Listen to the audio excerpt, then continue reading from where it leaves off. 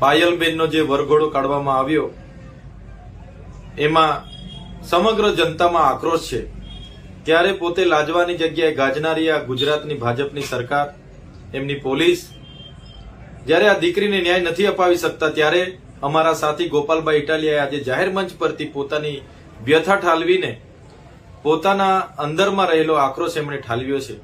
એમણે પોતે પોતાના પટ્ટા દ્વારા પોતાના જાતને માર્યા છે અને પોતે પણ આમાં ભાગીદાર છે નાગરિક તરીકે, એવું એમણે સૂચવ્યું છે. ત્યારે અમે ગોપાલભાઈ ઇટાલિયા હોય, ઈસુદાનભાઈ ગઢવી હોય કે ચૈતરભાઈ વસાવા હોય, અમે ગુજરાતની જનતાની સાથે છે. આવનારા દિવસોમાં પણ જ્યાં પણ કોઈની સાથે અન્યાય થશે અમે એમની પડખે ઉભા રહીશું, એમને ન્યાય આપવાનું કામ કરીશું. અમારા ગુજરાતી જનતાને જગાડવાના અવિરત પ્રયાસો અમારા ચાલુ હશે.